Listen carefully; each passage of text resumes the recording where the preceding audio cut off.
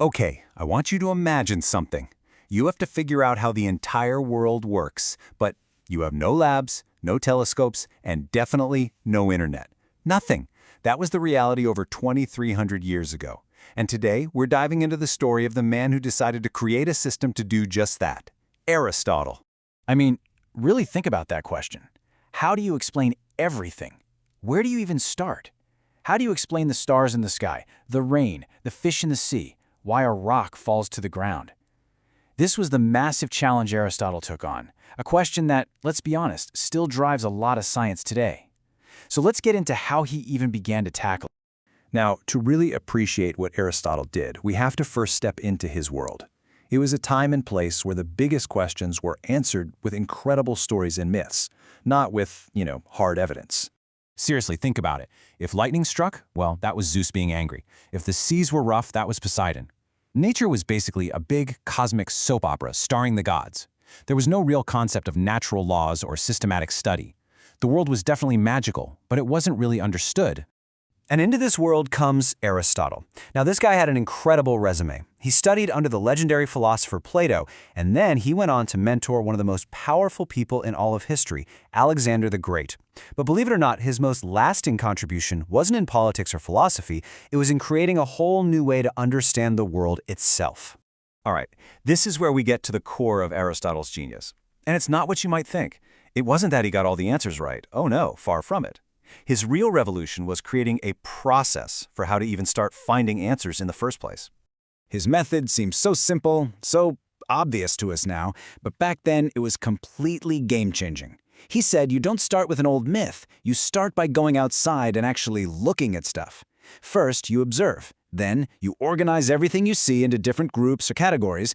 And finally, you use your brain, your logic, to try and explain what's going on.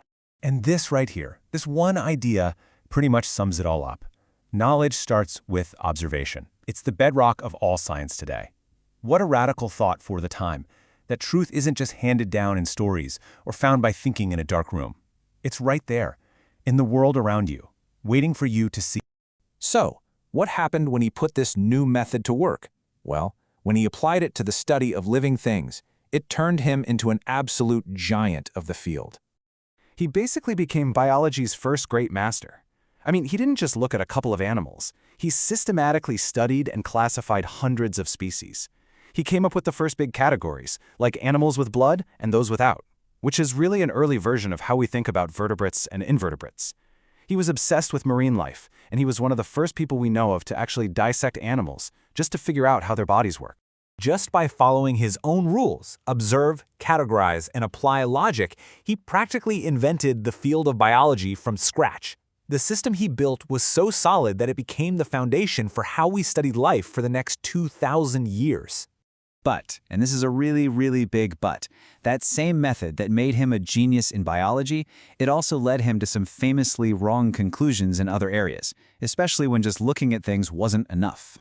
Let's talk physics. Aristotle observed what we all see every day. A heavy rock plummets to the ground way faster than a light feather. So, using his logic, he came to a conclusion that makes perfect sense, right? Heavier things just fall faster. The only problem is, that common sense is totally wrong. And it didn't stop there. He also thought the Earth was the center of the universe, and that everything was made of just 4 elements: earth, air, fire, and water. Again, these ideas feel pretty logical if you're only going by what you can see with your own 2 eyes, but they were all conclusions drawn without that crucial next step that really defines modern science: experimentation. So this is the big question. If he was so wrong about so many fundamental things, why do we call him one of the most important figures in science? Why did his ideas, both the good and the bad, stick around for so long? Because his ideas dominated Western thinking for 2,000 years. Just let that sink in. For 2 millennia, if you studied science, you were basically studying Aristotle. So what was the source of that incredible long-lasting influence? Well, when you boil it down, his power wasn't in his specific answers, but in his system. He was the first person to treat the study of nature as this formal, organized thing. He championed logic and reason. He's the one who broke down knowledge into the subjects we still recognize today, like biology, physics, ethics. And because his work was so complete, so logical, it became the curriculum. His writings were Europe's science textbooks for centuries. And that right there, is his real legacy. Aristotle's ultimate gift to us wasn't a list of correct facts about the world. It was a framework for thinking. It was the powerful idea that we can, and we should, try to understand our world through careful observation and clear reason. He didn't give us the final destination, but man, did he give us the starting point for the entire scientific journey. And that leaves us with a really fascinating thought to end on. Aristotle's obvious truths were eventually proven wrong by new tools and better methods. So it kind of makes you wonder, doesn't it? What common sense ideas that we all hold today, what things that seem completely obvious to us right now, will future generations look back on as our famous mistakes?